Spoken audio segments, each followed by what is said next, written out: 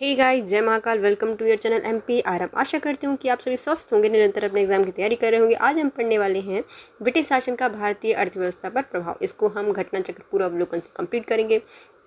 तो चलिए guys start करते हैं बिना देरी करते हुए। यदि आप हमारे चैनल पर नए हैं तो प्लीज़ गाइस पहले चैनल सब्सक्राइब कीजिए, वीडियो को लाइक कीजिए, कमेंट कीजिए और अपने प्यारे प्यारे फ्रेंड्स के साथ शेयर कीजिए। तो चलिए स्टार्ट करते हैं। ब्रिटिश शासन के दौरान भारत में धनिक वर्ग द्वारा भू संपत्ति में निवेश करने का तहजीह दिए जाने के कारण उद्योगों का कोई स्वतंत्र विकास नहीं हो पाया था। मतलब जब वैसे ही ब्रिटिश शासन भारत में आया तो क्या था, जो अमीर वर्ग थे, धनिक वर्ग थे, उनके द्वारा भू संपत्ति से निवेश करने का जो तरजीह है वह दिए जाने के कारण उद्योग का कोई स्वतंत्र विकास नहीं हो पाया था। 1793 में लॉर्ड कॉर्नवालिस ने भू राजस्व की स्थायी बंदोबस्त प्रणाली को प्रारंभ किया। तो जैसे ही कॉर्नवालिस आए, इन्होंने कहा कि चलो भैया भू राजस्व की हम नई प्रणाली ला रहे हैं जिसका नाम है स्थायी बंदोबस्त। इसको 1793 में लॉन्च किया गया था। इसे इतमरारी, जागीरदारी, मालगुजारी और बिस्वेदारी आदि भिन्न नाम से जाना जाता था। इसे क्या कहा जाता था? इसे कहा जाता था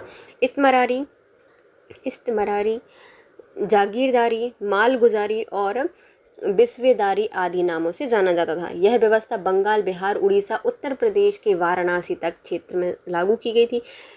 तो ये कहाँ पर लागू थी? तो पहले तो उनके पास बंगाल था, बंगाल में लागू कर दी। उसके पास बिहार था, उड़ीसा था, वहाँ पे भी लागू हो गई। और उससे थोड़ा सा आगे बढ़ के जो उत्तर प्रदेश का वाराणसी क्षेत्र है वहाँ पर भी स्थायी बंदोबस्त को लागू किया गया था। इसके अंतर्गत समूचे ब्रिटिश भारत के लगभग 19% हिस्से को कवर किया गया था या शामिल किया गया था। तो कितना थोड़ी सी जगह में आया है, तो 20% भी नहीं हो पाया स्थायी बंदोबस्त। तो जैसे हम पढ़ते हैं ना कानों में, बातें सिर्फ 20% ही रह जाती हैं, 19-20% ही स्थायी रह पाती हैं। तो स्थायी बंदोबस्त कॉर्नवालिस के समय आया, 19% ही पूरे भारत में लागू किया गया था। कहाँ पर? बंगाल, बिहार, उड़ीसा और उत्तर प्रदेश का वाराणसी क्षेत्र। इस व्यवस्था के अंतर्गत जागीरदारों के एक नए वर्ग को भूस्वामी घोषित कर दिया गया था। जो जमींदार थे उनका एक नया वर्ग इसमें उभर कर आया था, जिसे क्या कहा जाता था? भूस्वामी घोषित कर दिया गया था। इसे भूमि की लगान का 10/11 भाग कंपनी को देना होता था। मतलब यदि 11 रुपये कमा रहे हैं तो उसमें से 10 देना पड़ेगा कंपनी को और 1 रुपये खुद रखते थे। तो लगान कैसे वसूलते थे? 10/11 भाग कंपनी को देना होता था तथा 1/11 भाग अपनी सेवाओं के लिए अपने पास रखते थे। मतलब 1 भाग वो अपने पास रखते थे। स्थायी बंदोबस्त के अंतर्गत जमींदार छोटे पूंजीपति जो कि भद्र नवाब थे, तो जो जमींदार थे वो कैसे थे? छोटे पूंजीपति बन गए थे, भद्र नवाब इनको कहा जाता था। स्थायी भूमि बंदोबस्त और जमींदारी व्यवस्था के बाद अंग्रेजों द्वारा भारत में भू राजस्व वसूलने हेतु लागू की गई दूसरी व्यवस्था का नाम है रैयतवाड़ी। जैसे ही जो स्थायी बंदोबस्त आया, ये ज़्यादा तो चली नहीं, 19% भाग में ही फैली थी। अब उससे अच्छा भू राजस्व वसूलने के लिए नई व्यवस्था को लाया गया जिसे कहा जाता था रैयतवाड़ी व्यवस्था। इस व्यवस्था के जन्मदाता कौन है? टॉमस मुनरो हैं और कैप्टन रीड हैं। तो भैया मुड़ मुड़ के मत देख रैयत, तो रैयतवाड़ी को टॉमस मुनरो और कैप्टन रीड के द्वारा विकसित किया गया था। जन्मदाता कौन है? टॉमस मुनरो हैं और कैप्टन रीड हैं।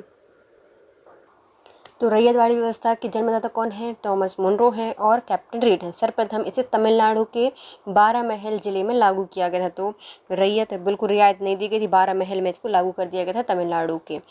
तत्पश्चात यह व्यवस्था मद्रास, मुंबई के कुछ हिस्सों में, पूर्वी बंगाल, असम, कुर्ग जो कि आधुनिक कर्नाटक का एक भाग है वहाँ पर लागू की गई थी। इसके बाद तमिलनाडु के जो 12 महल में लागू की गई सबसे पहले रैयतवाड़ी व्यवस्था को, उसके बाद मद्रास, मुंबई के कुछ हिस्सों में, पूर्वी बंगाल, असम, कुर्ग में इसको लागू किया गया था।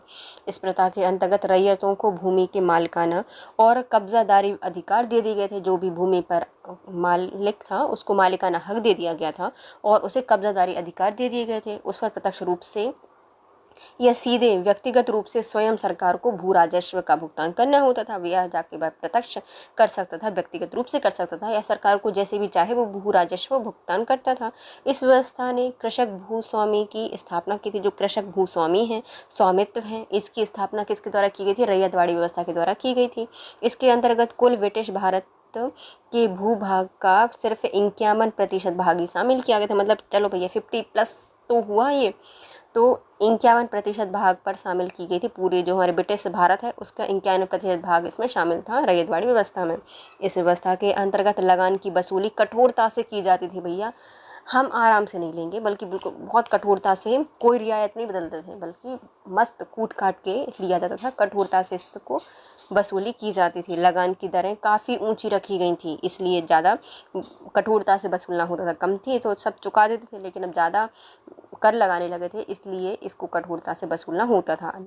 महालवाड़ी पद्धति, इसमें भू राजस्व व्यवस्था कृषकों के साथ नहीं, बल्कि प्रत्येक गांव अर्थात महल जागीर का एक भाग के साथ स्थापित की जाती थी। जैसे रैयतवाड़ी व्यवस्था थी, व्यक्तिगत रूप से था, आप एक एक इंसान पर लगा रहे थे। उससे पहले जो हमारे स्थायी बंदोबस्त है उसको भी जागीरदारों पर लगाया जाता था। ऐसे जो महालवाड़ी पद्धति है तो एक कृषक से नहीं वसूला जाता था, बल्कि एक पूरा गाँव या फिर जो महाल है जहाँ पर जागीर का एक पूरा भाग होता है उससे यह वसूली की जाती थी। इसके अंतर्गत यदि कोई व्यक्ति अपनी भूमि छोड़ देता है, इतना लगान है, यदि वो नहीं कर पा रहा है, छोड़ छाड़ के भाग गया, तो उसकी जो कर होगा वह जो ग्राम सभा थी या ग्राम समाज थी वह भूमि को संभाल लेती थी। यह ग्राम समाज ही सम्मिलित भूमि या जो समलात है अन्य भूमि का स्वामी होता था। जो ग्राम समाज है वो क्या होता था, जो सम्मिलित भूमि है जिसको समलात कहा जाता था, और जो अन्य भूमि है उनका स्वामी होता था ग्राम समाज। यह पद्धति उत्तर प्रदेश, मध्य प्रांत, पंजाब में कुछ क्षेत्रों में परिवर्तनों के साथ लागू की गई थी। तो ये कहाँ पे पूरी व्यवस्था लागू की गई थी, उत्तर प्रदेश में, मध्य प्रांत में और पंजाब में इसको लागू किया गया था। इसके अंतर्गत कुल ब्रिटिश भारत में भू क्षेत्र का 30% हिस्सा शामिल किया था। तो ज़्यादा बड़ा महल नहीं बनाया, बल्कि 30% ही भाग पर ये फैल पाई। तो महालवाड़ी व्यवस्था है, पद्धति है, यह 30% भाग पर फैली हुई थी। नेक्स्ट आता है औपनिवेशिक शासनकाल में भारत सरकार के गृह शुल्क या जो होम चार्जेस हैं उससे तात्पर्य इंग्लैंड स्थित राज्य सचिव द्वारा भारत सरकार की ओर से किया गया व्यय होता था। तो जो हमने अपना औपनिवेशिक शासनकाल देखा, इसमें जो भारत सरकार के गृह शुल्क थे वो क्या थे, तो गृह शुल्क जो हमारे इंग्लैंड में स्थित राज्य सचिव है उसके द्वारा भारत सरकार की ओर से किया गया जो भी व्यय है उसको कहा जाता था गृह शुल्क। इसमें सम्मिलित थे भारतीय सार्वजनिक ऋण, जितने भी सार्वजनिक ऋण दिए जाते थे वह ऋणों, जो रेल थी उस पर लगाई गई पूंजी, तो मतलब कुछ व्यय किया जाता था रेल बनाने के लिए, उसका ब्याज और उसकी पूंजी भी होती थी। भारत को दी गई सैनिक और अन्य सामग्री की लागत, तो जो हमारे सैनिक थे वो उनको वेतन वगैरह देता था, उनकी सामग्री की लागत कुछ होती थी वो भी इसके अंतर्गत आता था।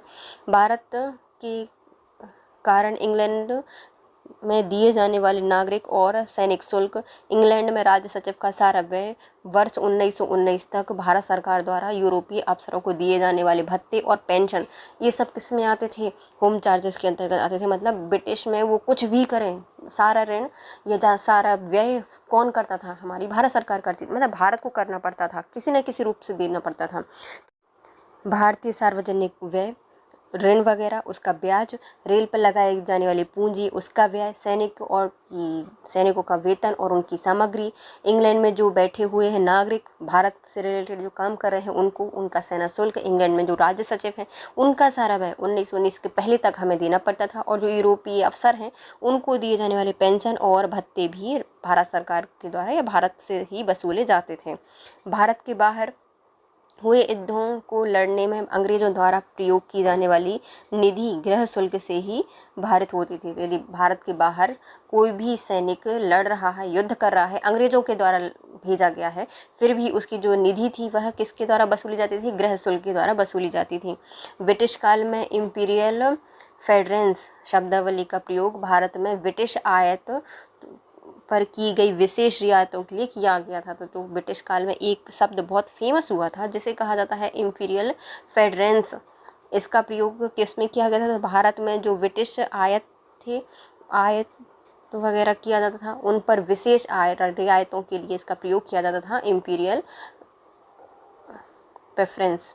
इसके तहत भारत में ब्रिटिश आयतों पर नाम मात्र का शुल्क लगाया जाता था। तो ब्रिटिश से जितनी भी वस्तुएं भारत में आयात की जा रही हैं उस पर नाम मात्र का या फिर बिल्कुल भी नहीं कर लगाया जाता था, जबकि जो भारत से निर्यात किए जाने वाले वस्तुएं थी उन पर ब्रिटेन से भारी मात्रा में शुल्क लगाया जाता था। यहाँ से कुछ ही भेजो, शुल्क लगाकर उसको महंगी कर दिया जाएगा, कर लगाकर, और वहाँ से यदि कोई भी चीज़ आती थी उस पर कोई भी टैक्स नहीं लगता था और वह सस्ती हो जाती थी। धन के बहिर्गमन या अपवाह की राष्ट्रवादी परिभाषा का तात्पर्य, तो हमारे भारत से धन बाहर जा रहा है इसका मतलब क्या है, तो भारत से धन, संपत्ति, माल का इंग्लैंड में हस्तांतरण करना क्या कहलाता है, धन का बहिर्गमन कहलाता है, या फिर ड्रेन ऑफ मनी कहलाता है ना, पूरा मनी का अपवाह हो गया है। भारत से धन, संपत्ति, माल कहाँ भेजा जा रहा है, इंग्लैंड में हस्तांतरण हो रहे हैं, जिसके बदले में भारत को इसके समतुल कोई भी आर्थिक, वाणिज्य, भौतिक प्रतिलाभ नहीं हो रहा था। ना ही आर्थिक, वाणिज्य या भौतिक कोई भी लाभ नहीं मिल रहा है भारत को। दादा भाई नौरोजी द्वारा धन के बहिर्गमन के सिद्धांत के सबसे पहले और सर्वाधिक प्रखर प्रतिवादक रहे हैं। तो जो दादा भाई नौरोजी हैं, इन्होंने सबसे पहले जो धन निकासी का सिद्धांत है या फिर धन के बहिर्गमन का सिद्धांत है, उसको सबसे पहले और सबसे अच्छे से इसको बताया था। तो ये सर्वाधिक प्रखर प्रतिपादक रहे हैं। इन्होंने अपने लेख एवं पुस्तकों में इसका वर्णन किया है। तो इनकी पुस्तक का नाम क्या है? तो इनकी पहली पुस्तक का नाम है England debts to India. Next आती है poverty and unBritish rule in India, the wants and means of India, on the commerce of India. ये सब पुस्तकें जो हैं वह दादा भाई नौरोजी के द्वारा लिखी गई हैं। तो पहली कौन सी है? तो दादा भाई नौरोजी ने भैया डिबेट किया इंग्लैंड से, तो England debts to India. Poverty and unBritish rule in India, तो इन्होंने किस पे डिबेट किया था? तो पॉवर्टी और जो अनविटिश रूल इन इंडिया है उस पर डिबेट किया था। The wants and means of India, तो क्या चाहती है और क्या मतलब है इसका? तो the wants and means of India and on the commerce of India, तो कॉमर्स में क्या है इंडिया के वो, तो the on the commerce of India. ये सब पुस्तकें किनकी हैं? दादा भाई नौरोजी की पुस्तकें हैं।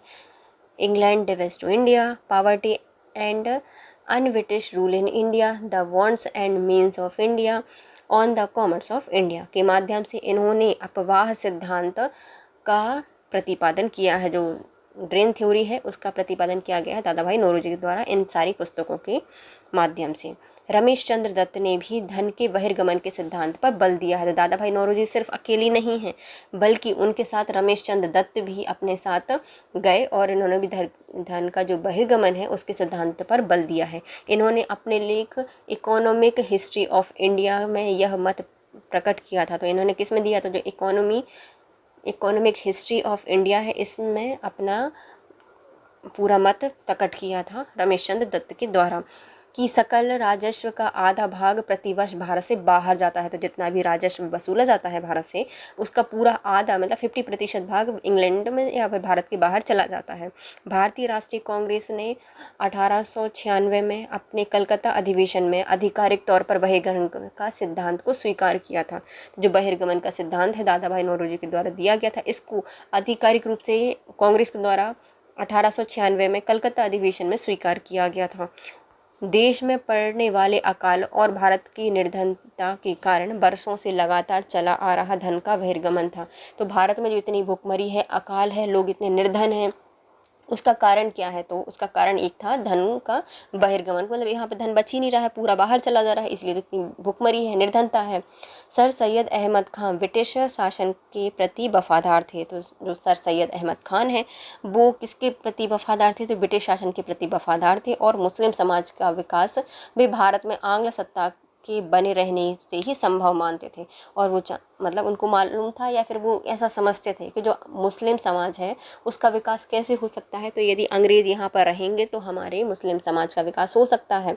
आंग्ल सत्ता से ही मानते थे, उनका ऐसा मानना था सर सैयद अहमद खान का। अतः वे दादा भाई नौरोजी के उत्सरण सिद्धांत में विश्वास नहीं रखते थे। तो भैया यदि वो अंग्रेज़ों के साथ बोल रहे हैं तो इनके जो अंग्रेज़ों के खिलाफ बोल रहा है तो उनके साथ तो ये रहेंगी नहीं। तो इन्होंने दादा भाई नौरोजी का जो सिद्धांत था उसका उत्सरण में विश्वास नहीं किया था। ब्रिटिश शासन के समय अर्थव्यवस्था को खोखला करने के सिद्धांत पर दादा भाई नौरोजी ने किताब लिखी है। तो जो अर्थव्यवस्था को खोखला कर दिया है ब्रिटिश शासन ने, इसके सिद्धांत पर हमारे दादा भाई नौरोजी के द्वारा एक पुस्तक लिखी गई है। दादा भाई नौरोजी ने अंग्रेज समाज की शोषण नीतियों का अनावरण किया है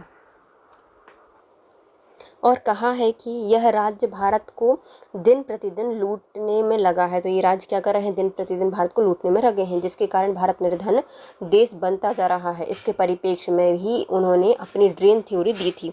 इसके द्वारा ही इन्होंने जो निष्कासन का सिद्धांत है वह दिया था। दादा भाई नौरोजी ने 1825 से 1917 में 1865 में WC बनर्जी के साथ मिलकर लंदन इंडिया सोसाइटी का गठन किया था। कब किया गया है? तो 1865 में दादा भाई नौरोजी ने WC बनर्जी के साथ मिलकर इंग्लैंड में लंदन इंडिया सोसाइटी का गठन किया है। कहीं पे भी क्या हो, याद रखेंगे कि लंदन गए थे तो वहीं पे इंडिया की सोसाइटी बना दी। लंदन इंडिया सोसाइटी की स्थापना कब की है? 1865 में की है। किसने? दादा भाई नौरोजी ने। किसके साथ मिलकर? WC बनर्जी के साथ मिलकर। जिसका कार्य भारत में दुख दर्दों का प्रचार करना था। मतलब वो क्या करते थे? भारत में जितने भी दुख दर्द हैं उनका प्रचार करते थे। 1892 में लिबर्टी पार्टी के द्वारा टिकट लेकर ब्रिटिश हाउस ऑफ कॉमन्स के लिए चुने जाने वाले पहले व्यक्ति बने थे। दादा भाई नौरोजी ने 1892 में लिबरल पार्टी से टिकट लिया और ब्रिटिश हाउस ऑफ कॉमन्स में चुने गए थे, और ऐसा करने वाले यह पहले भारतीय भी थे। प्रश्न कोश। भारत में औपनिवेशिक शासनकाल में होम चार्जेस भारत से संपत्ति दोहन का महत्वपूर्ण अंग थे। निम्नलिखित में से कौन सी निधि या निधियां होम चार्जेस के संगठक रही हैं? तो होम चार्जेस के अंतर्गत कौन कौन से चीज़ें आती थी या निधियाँ आती थी? तो लंदन में इंडिया ऑफिस के भरण पोषण के लिए प्रयोग की जाने वाली निधि, तो इंडिया ऑफिस है जो इंग्लैंड में है, उसका भरण पोषण भी होम चार्जेस से किया जाता था। तो पहला सही है। भारत में कार्यरत जितने भी अंग्रेजी कर्मचारी हैं उनके वेतन भत्ते, पेंशन, शादी जो निधियां हैं वो भी होम चार्जेस के अंतर्गत दी जाती है। दूसरा भी आता है। भारत के बाहर हुए युद्धों को लड़ने में अंग्रेजों द्वारा प्रयोग में लाई जाने वाली निधि का प्रयोग भी करते थे, लेकिन डायरेक्टली इसको इसमें मेंशन नहीं किया गया है। तो पहला और दूसरा ही सही होगा। औपनिवेशिक शासनकाल में भारत सरकार के गृह शुल्क जो कि होम चार्जेस थे, इससे तात्पर्य इंग्लैंड स्थित राज्य सचिव सेक्रेटरी ऑफ स्टेट द्वारा भारत सरकार की ओर से किया गया व्यय होता था। इसमें शामिल थे भारतीय सार्वजनिक ऋण, रेल पर लगाई गई पूंजी पर दिया गया ब्याज, भारत को दी गई सैनिक और अन्य सामग्री की लागत, भारत के कारण इंग्लैंड में दिए जाने वाले नागरिक एवं सैनिक शुल्क, इंग्लैंड में राज सचिव का सारा व्यय जो कि वर्ष 1919 तक भारत सरकार द्वारा ही यूरोपीय ऑफिस को दिए जाने वाले भत्ते, पेंशन, भारत के बाहर हुए युद्धों को लड़ने में अंग्रेजों द्वारा प्रयोग में लाई गई वाली निधि गृह शुल्क पर भारित नहीं होती थी। तो ये इस पर भारित नहीं होती थी। शब्द इंपीरियल प्रेफरेंस का प्रयोग क्यों किया जाता है? जो इंपीरियल प्रेफरेंस है उसका प्रयोग किया जाता है भारत में ब्रिटिश आयतों पर दी गई विशेष रियासत के लिए। तो ये सही है। तो जो ब्रिटिश से जितना भी आयात आता था, सामान वगैरह आयात किया जाता था, उस पर एक विशेष प्रकार की छूट दी जाती थी, जिसे क्या कहा जाता था? इंपीरियल प्रेफरेंस कहा जाता है। तो पहला सही हो जाएगा। ब्रिटिश काल में इंपीरियल प्रेफरेंस शब्द का प्रयोग भारत में ब्रिटिश आयात पर दी गई विशेष रियायतों के लिए जाना जाता है, उसके लिए किया गया है। ब्रिटिश शासन के दौरान भारत में उद्योगों का कोई स्वतंत्र विकास नहीं हुआ। इसका कारण क्या था? तो ब्रिटिश शासन के दौरान भारत में कोई भी उद्योगों का कोई स्वतंत्र विकास नहीं हुआ था, क्योंकि जो धनिक वर्ग था उसके द्वारा भू संपत्ति में निवेश करने को तरजीह दिया गया था, मतलब उनको स्थापित करने नहीं दिया जाता था। तो इसलिए ही अलग से कोई स्वतंत्र उद्योग स्थापित नहीं हो पाए थे। ब्रिटिश शासन के दौरान भारत में धनिक वर्ग द्वारा भू संपत्ति में निवेश करने के लिए वरीयता दिए जाने के कारण उद्योगों का कोई स्वतंत्र विकास नहीं हो पाया था। मतलब वो निवेश भू संपत्ति में ज़्यादा निवेश कर रहे थे, उद्योगों में निवेश नहीं कर रहे थे, इसलिए उद्योगों का विकास ही नहीं हुआ। इतमरारी बंदोबस्त किसने लागू किया था? तो इतमरारी बंदोबस्त है, इसको लॉर्ड कॉर्नवालिस के द्वारा लागू किया गया है। क्योंकि इतमरारी किसे कहा जाता है? तो इतमरारी कहा जाता है हमारे स्थायी बंदोबस्त को। 1793 में लॉर्ड कॉर्नवालिस ने भू राजस्व की स्थायी बंदोबस्त प्रणाली का प्रारंभ किया। इसे इस्तमरारी, जागीरदारी, मालगुजारी और विश्वदारी आदि भिन्न नामों से जाना जाता है। यह व्यवस्था बंगाल, बिहार, उड़ीसा, उत्तर प्रदेश के वाराणसी तक के क्षेत्र में लागू की गई थी। इसके अंतर्गत समूचे ब्रिटिश भारत के क्षेत्रफल का लगभग 19% भाग ही शामिल किया गया था। इस व्यवस्था के अंतर्गत जमींदारों के एक नए वर्ग को भूस्वामी घोषित कर दिया गया था, जिसमें भूमि की लगान का 10/11 भाग कंपनी को दिया जाता था और 1/11 भाग वह अपनी सेवा के लिए अपने पास रखता था। स्थायी बंदोबस्त के अंतर्गत जमींदार छोटे पूंजीपति भद्रनावा बन गए थे। किसके शासनकाल में स्थायी बंदोबस्त प्रारंभ हुआ था? तो लॉर्ड कॉर्नवालिस के समय स्थायी बंदोबस्त प्रारंभ किया गया है, जिसको इस्तमरारी भी कहा जाता है। स्थायी बंदोबस्त किसने ही किया जाता है? तो किससे स्थायी बंदोबस्त का प्रयोग किया गया है? तो जो जमींदार थे उनसे इनका संबंध रहा है स्थायी बंदोबस्त का। स्थायी बंदोबस्त किसके साथ किया गया था? तो जो स्थायी बंदोबस्त था वह जमींदारों के साथ किया गया था स्थायी बंदोबस्त, जमींदारों के साथ किया गया था।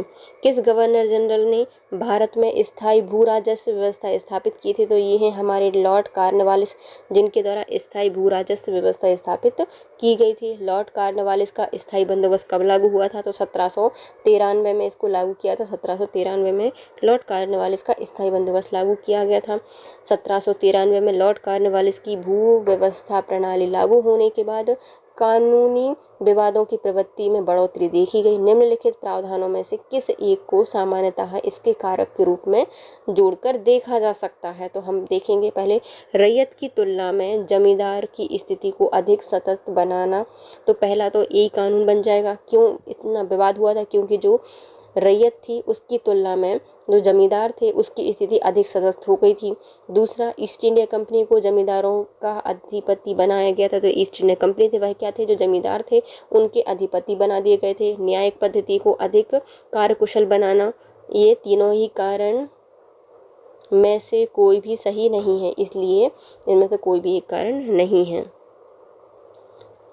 1793 में लॉर्ड कॉर्नवालिस द्वारा प्रारंभ किए गए स्थायी बंदोबस्त, जो कि जमींदारी व्यवस्था वाली भू व्यवस्था प्रणाली में जमींदारों का भूमि पर वास्तविक अधिकार स्वीकृत कर लिया गया था, जब तक कि वह लगान एकत्रित करके 10/11 भाग सरकार को देते रहेंगे। तो जो जमींदार था वह भूमि का स्वामी कब तक रहेगा? जब तक कि वह लगान देता जा रहा है।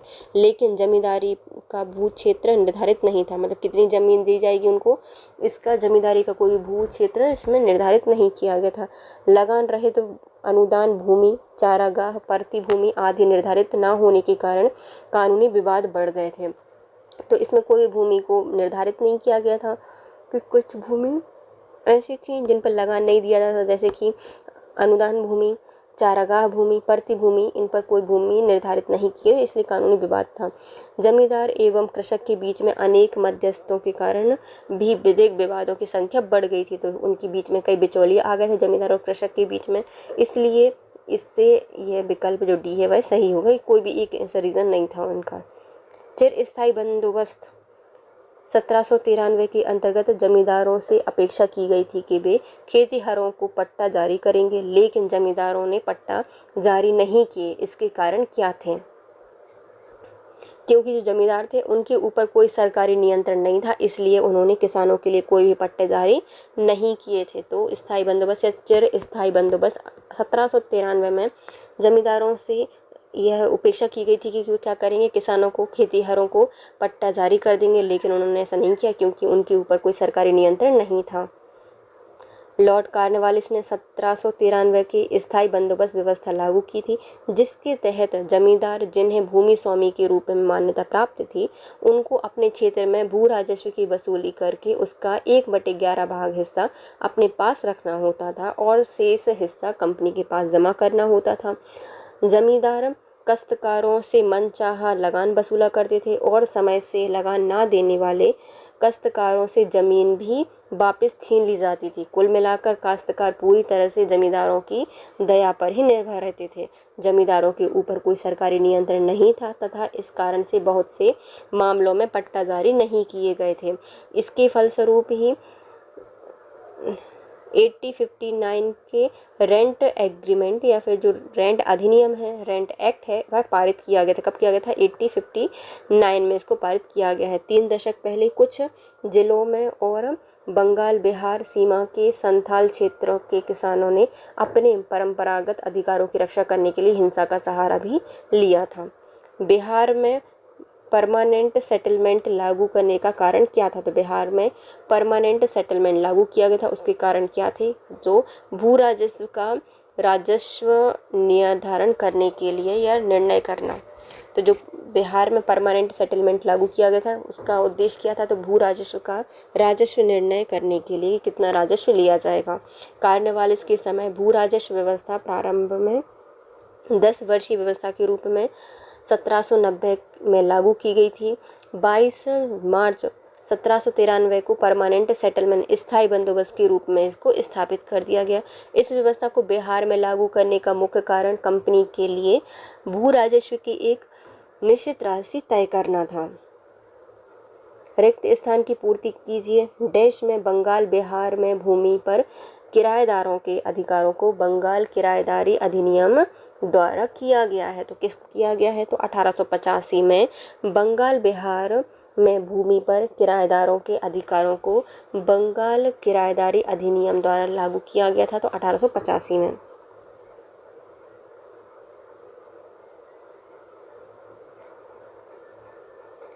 1793 में लॉर्ड कॉर्नवालिस द्वारा स्थायी बंदोबस्त को लागू किया गया था, जिसने जमींदारों को कई अधिकार प्रदान किए थे। 19वीं शताब्दी के आते आते भूमि की मांग बढ़ने लगी और भूमि मालिकों ने किराए में बढ़ोतरी कर दी।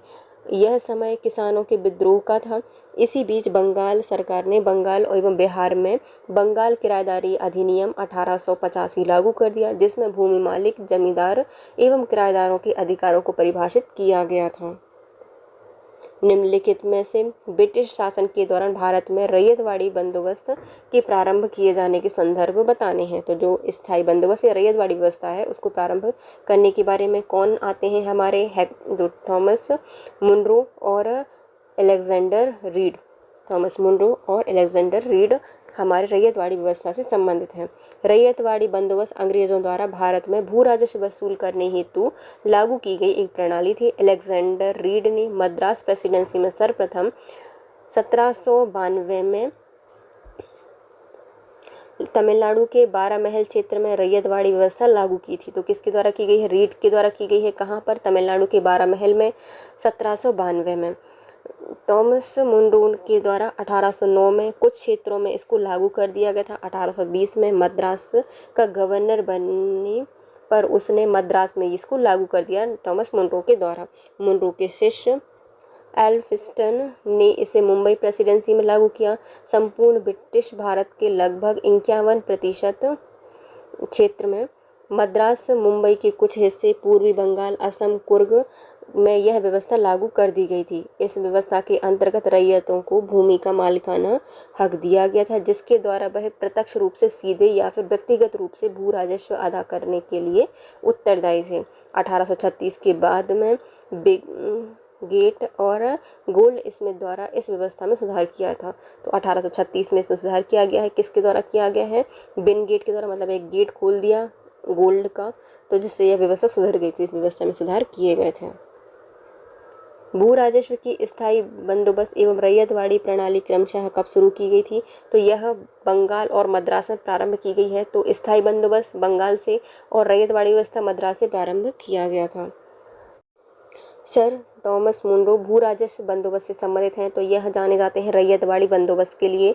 सर टॉमस मुनरो भू राजस्व बंदोबस्त रैयतवाड़ी के लिए जाने जाते हैं। ब्रिटिश व्यवस्था में रैयतवाड़ी भू राजस्व संग्रहण प्रचलित था। तो यह पूरे में प्रचलित था, पश्चिम भारत में और हमारे दक्षिण भारत में यह जाना था। मद्रास वगैरह में इसको लागू किया गया था और पश्चिम भारत में भी, मुंबई में भी इसको लागू किया गया था। मद्रास में रैयतवाड़ी व्यवस्था से कौन संबंधित है? तो रैयतवाड़ी व्यवस्था से संबंधित हैं हमारे टॉमस मुनरो सर। रैयतवाड़ी प्रथा प्रारंभ की गई थी टॉमस मुनरो के द्वारा और अलेक्जेंडर रीड के द्वारा। अंग्रेज़ों में रैयतवाड़ी बंदोबस्त कहाँ लागू की गई थी? अंग्रेज़ों ने रैयतवाड़ी व्यवस्था को मद्रास प्रेसिडेंसी में और मुंबई प्रेसिडेंसी में लागू किया था। दोनों, मद्रास एवं मुंबई प्रेसिडेंसी में लागू किया था। अंग्रेज़ों ने रैयतवाड़ी व्यवस्था सर्वप्रथम प्रारंभ की थी मद्रास प्रेसिडेंसी में, उसके बाद मुंबई प्रेसिडेंसी में। रैयतवाड़ी बंदोबस्त के संदर्भ में निम्नलिखित कथनों पर विचार कीजिए। तो पहला आता है कि किसानों द्वारा लगान सीधे सरकार को दिया जाता था। तो जो रैयतवाड़ी व्यवस्था थी इसमें जो किसान हैं वह लगान किसको देते थे? सीधे जाके सरकार को देते थे। तो पहला सही हो जाएगा। सरकार रैयत को पट्टे देती थी, तो जो रैयत है उसको क्या देती थी? पट्टे देती थी। तो दूसरा भी सही है। कर लगाने से पूर्व भूमि का सर्वेक्षण और मूल्य निर्धारण होता था। तो ये सारी अव्यवस्थाएं उसमें थी ना स्थायी बंदोबस्त में, तो इसमें इसको दूर कर दिया गया था। तो लगान के पूर्व जो भूमि है उसका सर्वेक्षण किया जाता था और मूल्य निर्धारण किया जाता था। तो सभी सही हो जाएंगे, है ना, A, B, C तीनों ही सही हैं। दक्षिण भारत में उत्तर भारत की तरह बड़े बड़े भूखंड एवं बड़े जमींदारों के अभाव में रैयतवाड़ी व्यवस्था को लागू किया गया था। इस व्यवस्था का सूत्रपात कैप्टन रीड और थॉमस मुनरो ने किया था। रैयतवाड़ी व्यवस्था के तहत किसानों को अपनी भूमि का मालिक बना दिया जाता था या माना जाता था, जो सीधे सरकार को कर देते थे। कर का निर्धारण भूमि का सर्वेक्षण करने के बाद किया जाता था और भूमि सर्वेक्षण के बाद ही लगान के लिए किसान एवं सरकार के बीच में एक समझौता होता था। किसान की सहमति के बाद उसे पट्टा दिया जाता था और जो कि भूमि पर उसकी निजी संपत्ति का प्रमाण होता था। वह प्रथा जिसके तहत किसान स्वयं स्वामी का मालिक होता था तथा सरकार को भू राजस्व के भुगतान के लिए जिम्मेदार होता था, वह थी रैयतवाड़ी व्यवस्था। यह प्रथा रैयतवाड़ी प्रथा के अंतर्गत किसान स्वयं भूमि का मालिक होता था और सरकार को भू राजस्व के भुगतान के लिए जिम्मेदार भी माना जाता था। नीचे दिए गए कथनों पर बताने हैं। कथन ए और दूसरे के कारण आर कहा गया है। तो कथन ए क्या कहता है? ब्रिटिश सरकार ने भारत में अलग अलग भागों में भू राजस्व की अलग अलग व्यवस्था लागू की थी। तो ये तो कथन हो गया। अब हमें इसका कारण बताना है। क्योंकि कारण क्या है? इससे भारतीय किसानों में अलग अलग वर्ग बन गए। ये सही है। तो इससे क्या हुआ था? जो किसान थे उनके अलग अलग वर्ग बन गए थे। तो कथन और कारण दोनों सही हैं। इसका ए सही है। ब्रिटिश सरकार ने भारत के अलग अलग भागों में भू राजस्व की अलग अलग व्यवस्था लागू की थी। यह व्यवस्थाएं थी स्थायी बंदोबस्त, रैयतवाड़ी व्यवस्था और महालवाड़ी पद्धति। स्थायी बंदोबस्त व्यवस्था बंगाल, बिहार, उड़ीसा और उत्तर प्रदेश के वाराणसी के कुछ क्षेत्र में लागू की गई थी। इसके अतिरिक्त समूचे ब्रिटिश भारत के क्षेत्र का लगभग 19% हिस्सा ही हमारे स्थायी बंदोबस्त के अंतर्गत आता है। रैयतवाड़ी व्यवस्था लगभग 51% भाग में फैली हुई थी। यह मद्रास, मुंबई के कुछ हिस्सों में, पूरी बंगाल, असम और कुर्ग आधुनिक कर्नाटक के भाग के में इसको लागू किया गया था। महालवाड़ी पद्धति लगभग 30% हिस्सा संपूर्ण प्रांत मतलब संयुक्त प्रांत, मध्य प्रांत, पंजाब के में जो कि कुछ परिवर्तनों के साथ इसको लागू किया गया था। अतः यह स्पष्ट होता है कि इससे भारतीय किसानों में अलग अलग वर्ग बन गए थे और कथन और कारण दोनों ही इस प्रश्न के सही हैं। पंजाब भूमि हस्तांतरण अधिनियम कब पारित किया था? तो पंजाब भूमि हस्तांतरण अधिनियम लागू किया गया है 1900 में। भूमि का 19 साल के बच्चे बोलेंगे कि हमारी भूमि हस्तांतरण कर दो पिताजी से, पिताजी क्या देंगे? 0 और देंगे। तो 1900 में इसको लागू किया गया था। पंजाब भूमि हस्तांतरण अधिनियम 1900 में। पंजाब भूमि हस्तांतरण अधिनियम 1900 में पारित किया गया था, जिसमें कृषकों की भूमि का गैर कृषकों के पास हस्तांतरण होना समाप्त कर दिया था। जो गैर कृषक हैं वह अपनी भूमि को गैर कृषक के पास हस्तांतरण रोक दिया गया था। असम में सर्वप्रथम चाय कंपनी की स्थापना कब की गई है? तो ये की गई है 1839 को। असम में सबसे पहले चाय कंपनी स्थापित की गई है 1839 में। असम में सर्वप्रथम चाय कंपनी की स्थापना 1839 में की गई है। यह कंपनी 5 लाख रुपए की पूंजी के साथ इंग्लैंड में स्थापित की गई थी तथा नज़ीरा, असम में इस कंपनी का मुख्यालय बनाया गया था। तो ये कंपनी बनी कहाँ है? इंग्लैंड में बनी है। कितने में? 5 लाख रुपए में बनी थी। और जो नज़ीरा है असम में, इसका मुख्यालय बनाया गया था। द असम कंपनी भारत की सबसे पुरानी व्यावसायिक चाय कंपनी है, द असम कंपनी, जो कि वर्तमान में भी कार्यरत है।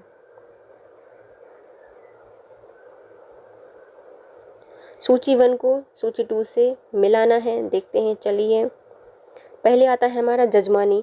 तो उत्तर भारत में स्थित है। उत्तर भारत में जजमानी। 12 बुलेट, यह महाराष्ट्र में है। 12 बुलेट कहाँ पे है? महाराष्ट्र में। बुलेट कहाँ चलती है? महाराष्ट्र में चलती हैं बंदूकें। किस में? मूवियों में। तो मिरासी, मिरासी कहाँ पे है? तो भैया मिरासी मिल लो भैया तमिलनाडु से। मिरासी मिलना तमिलनाडु।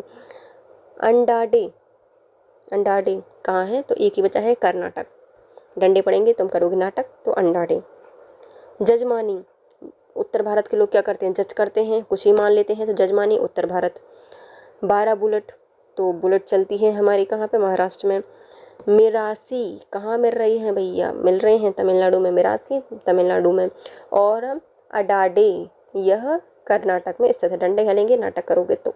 अडाडे कर्नाटक में स्थित है। ब्रिटिश भारत में सैन्य बल पर केंद्र राजस्व का कुल कितना प्रतिशत व्यय होता था? तो ब्रिटिश भारत में सैन्य बल पर केंद्रीय राजस्व का कुल कितना प्रतिशत व्यय करते थे? ये 40% व्यय करते थे। यद्यपि इस तरह प्रश्न का उत्तर विवादित होता है। कथित कई स्रोत ब्रिटिश भारत में औसतन सैन्य बल पर खर्च को केंद्रीय राजस्व का लगभग 40% ही मानते हैं। दादा भाई नौरोजी द्वारा प्रतिपादित अपवाह सिद्धांत, जो कि ड्रेन थ्योरी है, उसकी सही परिभाषा नीचे के किस कथन में आती है? तो हम पहले इन सबको पढ़ेंगे फिर देखेंगे। तो देश के संसाधनों का उपयोग ब्रिटिश के हितों में किया जाना, क्या यह ड्रेन थ्योरी थी? यह ड्रेन थ्योरी नहीं थी, तो पहला गलत हो जाएगा। भारत की राष्ट्रीय संप्रदा का एक भाग तथा कुल वार्षिक उत्पाद ब्रिटेन को निर्यात कर दिया जाता था, जिसके लिए भारत को कोई वास्तविक प्रतिफल नहीं मिलता था। तो ये है असली ड्रेन थ्योरी कि भैया भारत की जो राष्ट्रीय संप्रदा थी उसका एक भाग भारत से बाहर ब्रिटेन में जा रहा है, वार्षिक उत्पाद निर्यात हो रहे हैं ब्रिटेन में, और भारत को इसके बदले में कोई भी प्रतिफल प्राप्त नहीं हो रहा है। ये है ड्रेन थ्योरी दादा भाई नौरोजी की।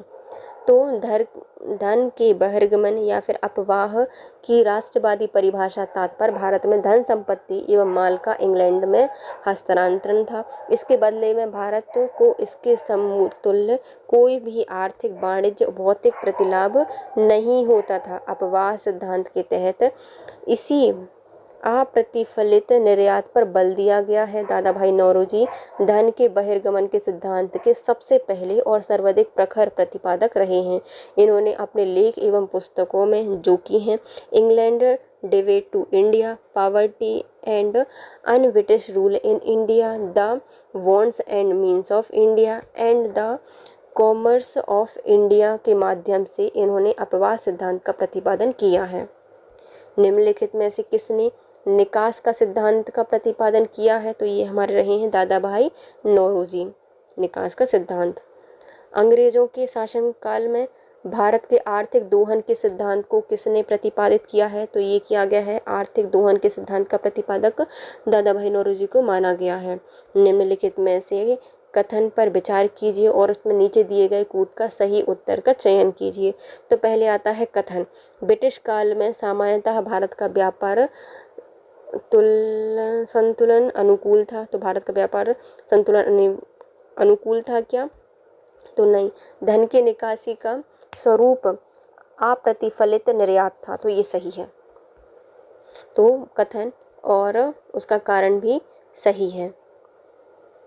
बहिर्गमन या निकासी की राष्ट्रवादी परिभाषा का तात्पर्य भारत से धन संपत्ति, माल का इंग्लैंड में हस्तांतरण था, तो ये कथन था, तो ये सही है। इसके बदले में भारत को इसके समतुल्य कोई भी आर्थिक, वाणिज्य प्रतिफल नहीं हो रहा था, तो ये कारण था। ब्रिटिश काल में सामान्यतः भारत का व्यापार संतुलन अनुकूल था, परंतु इस दौरान आयात की तुलना में अधिक निर्यात होता था। ईस्ट इंडिया कंपनी के धन निकासन के स्रोत वे व्यापारिक एकाधिकार से प्राप्त लाभ, कंपनी के कर्मचारियों के वेतन, पेंशन, कंपनी के निवेशकों को दिए जाने वाले लाभांश आदि थे। कंपनी द्वारा जो पैसा इंग्लैंड भेजा जाता था, वही पैसा पुनः भारत में विदेशी ऋणों में विदेशी पूंजी निवेश के रूप में प्राप्त होती थी, परंतु इस पूंजी निवेश का उद्देश्य भारत के विकास का नहीं बल्कि भारतीय संसाधनों का अत्यधिक शोषण करना था।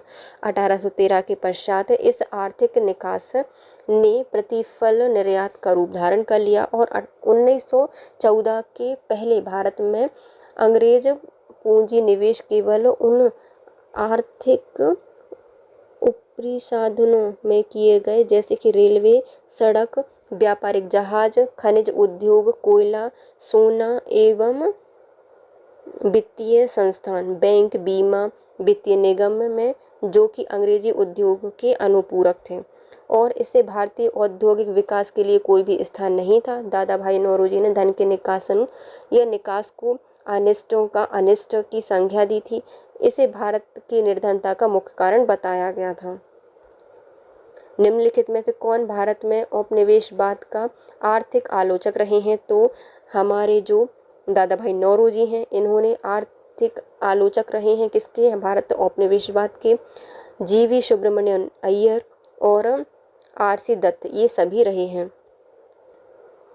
1870 से 1905 के बीच में भारतीय बुद्धिजीवियों ने ब्रिटिश शासन के आर्थिक पहलुओं को विश्लेषित किया। इसमें 3 लोगों का योगदान महत्वपूर्ण रहा है। पहले आते हैं दादा भाई नौरोजी, दूसरे आते हैं महादेव गोविंद रानडे और तीसरे आते हैं ICS अधिकारी रमेश चंद्र दत्त। इन्होंने भारत के आर्थिक इतिहास लिखा है। इन तीनों के अतिरिक्त जीवी जोशी, जी सुब्रमण्यम अय्यर, जिनके द्वारा द हिंदू समाचार पत्र के संस्थापक और संपादक रहे हैं, कौन, जी सुब्रमण्यम अय्यर, और गोपाल कृष्ण गोखले समेत अनेक राजनीतिक कार्यकर्ता एवं पत्रकारों के द्वारा तत्कालीन अर्थव्यवस्था के हर पहलू का गहराई से विश्लेषण किया गया। यह लोग इस निष्कर्ष पर पहुंचे कि भारत के आर्थिक विकास के रास्ते में सबसे बड़ी बाधा औपनिवेशवाद ही है। निम्नलिखित में से कौन दादा भाई नौरोजी के उत्सरण सिद्धांत या ड्रेन थ्योरी में विश्वास नहीं रखता था? तो जो हमारे सर सैयद अहमद खान हैं, यह अंग्रेज़ों के समर्थक रहे हैं, तो यह इसमें विश्वास नहीं रखते थे। सर सैयद अहमद खान ब्रिटिश शासन के प्रति वफादार थे और मुस्लिम समाज के विकास वे भारत में आंग्ल सत्ता के बने रहने से ही संभव मानते थे। अतः वह दादा भाई नौरोजी के उत्सरण सिद्धांत में विश्वास नहीं रखते थे। Poverty and unBritish rule in India नामक पुस्तक किस वर्ष प्रकाशित हुई थी? तो इसको प्रकाशित किया गया था 1901 में। Poverty and unBritish rule in India के लेखक दादा भाई नौरोजी हैं और यह पुस्तक 1901 में लंदन के एस सोनेचेन प्रकाशक द्वारा प्रकाशित की गई है। तो भैया सोने की चेन में इसको लगा के बेचा था, तो लंदन के एस सोनेचेन प्रकाशक के द्वारा इसको प्रकाशित किया गया है। Poverty and unBritish rule in India नामक पुस्तक किसके द्वारा लिखी गई है? तो दादा भाई नौरोजी के द्वारा इसको लिखा गया है। दादा भाई नौरोजी ने 1825 से 1917 तक इनका टाइम पीरियड रहा है। इन्होंने 1865 में WC बनर्जी के साथ मिलकर लंदन इंडिया सोसाइटी का गठन किया था 1865 में, जिसका कार्य भारत के दुख दर्दों का प्रचार करना था। 1892 में लिबरल पार्टी के टिकट से ब्रिटिश हाउस ऑफ कॉमन के लिए चुने जाने वाले पहले भारतीय बन गए थे दादा भाई नौरोजी। दादा भाई नौरोजी ने अपनी पुस्तक poverty and unBritish rule in India में स्पष्ट रूप से ब्रिटिश शासन के दौरान भारत की आर्थिक दुर्व्यवस्था पर प्रकाश डाला था। धन के बहिर्गमन एवं धन के निकासन का सिद्धांत के सर्वप्रथम प्रतिपादक भी रहे थे Dadabhai Naoroji. British House of Commons में चुने जाने वाले दादा भाई नौरोजी पहले भारतीय बने थे।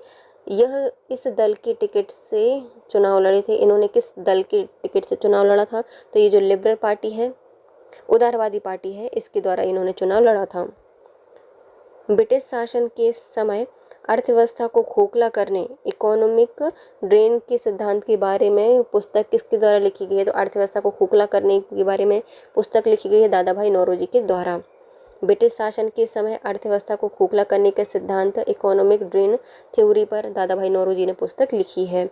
अणु उद्योगीकरण के संदर्भ में निम्नलिखित में से कौन सा कथन सही है, ये बताना है। तो पहला आता है, यह प्रक्रिया 1813 में प्रारंभ हुई थी। जो अणु उद्योगीकरण है उसकी जो प्रक्रिया है वह 1813 में प्रारंभ हुई थी।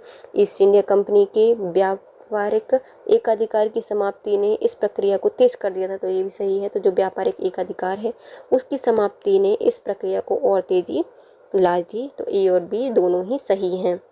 भारत में अणु उद्योगीकरण की प्रक्रिया को 1813 ईस्वी के चार्टर्ड एक्ट के द्वारा कंपनी का भारतीय व्यापार का एकाधिकार समाप्त करने से शुरू हुआ था। इससे ब्रिटेन की समस्त प्रजा को पूर्वी विश्व के साथ व्यापार की अनुमति प्राप्त हो गई थी। यह औद्योगिक क्रांति को विस्तार देने के लिए किया गया था, जिससे भारत ब्रिटेन उत्पादों का बाजार बन गया। निम्नलिखित कथनों पर विचार कीजिए। दादा भाई नौरोजी की भारतीय राष्ट्रीय आंदोलन को सर्वाधिक प्रभावी देन की थी। दादा भाई नौरोजी की भारतीय राष्ट्रीय आंदोलन को सर्वाधिक प्रभावी देन क्या थी? उन्होंने इस बात को अभिव्यक्त किया था कि ब्रिटेन भारत का आर्थिक शोषण कर रहा है, तो ये सही है पहला। दूसरा देखते हैं, इन्होंने प्राचीन भारतीय ग्रंथों की व्याख्या की और भारतीयों में आत्मविश्वास जगाया, तो ये नहीं, दूसरा वाला गलत हो जाएगा, ऐसा कुछ नहीं किया था। उन्होंने ड्रीम थ्योरी दी थी दादा भाई नौरोजी ने, पहला सही है ना। तीसरा क्या है, इन्होंने सभी सामाजिक बुराइयों के निराकरण की आवश्यकता पर सर्वोपरि बल दिया था, तो ये भी नहीं है, नहीं किया था, पहला ही बस सही हो जाएगा। दादा भाई नौरोजी आधुनिक भारत के प्रथम ऐसे राष्ट्रवादी नेता थे जिन्होंने गहरे शोध एवं विश्लेषण पर बल से यह सिद्ध किया था कि ब्रिटेन भारत का आर्थिक शोषण कर रहा है और प्रतिवर्ष यह निश्चित रकम इंग्लैंड ले जाई जाती है। इसके परिप्रेक्ष्य में इन्होंने अपनी इकोनॉमिक ड्रीम थ्योरी दी थी।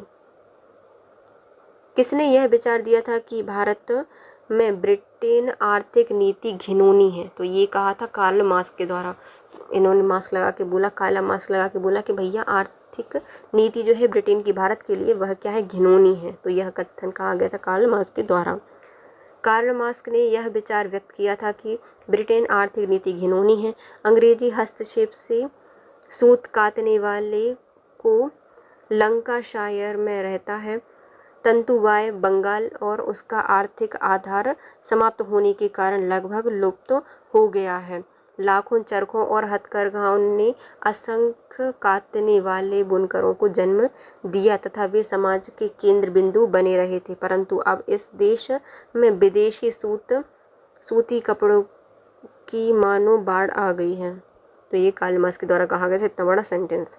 दक्षिण भारत में सिंचाई व्यवस्था का अग्रदूत किसे माना जाता है, तो ये रहे हैं सर आर्थर कॉटन। तो इन्होंने बहुत सारी नदियों को काटा और सिंचाई व्यवस्था लागू कर दी। दक्षिण में सिंचाई व्यवस्था का अग्रदूत माने जाते हैं sir Arthur cotton. Sir Arthur cotton British सिंचाई अभियंता थे। इन्होंने दक्षिण भारतीय राज्यों की सिंचाई व्यवस्था हेतु उल्लेखनीय कार्य किए हैं, इसलिए सर आर्थर कॉटन को दक्षिण भारत में सिंचाई व्यवस्था का अग्रदूत माना जाता है। भारत के इतिहास के संदर्भ में निम्नलिखित युग्मों पर विचार कीजिए। औरंग राजकोष का प्रभारी था, तो ये नहीं है। तो बेनियान यह ईस्ट इंडिया कंपनी का भारतीय एजेंट था। तो जो बेनियान था वो क्या था, ईस्ट इंडिया कंपनी का भारतीय एजेंट था, तो दूसरा सही हो जाएगा। मिरासीदार कौन था, भारत का नामित राजस्व दाता था, तो ये मिरासीदार था जो कि मिला के राजस्व देता था, तो राज्य का नामित राजस्व दाता था मिरासीदार।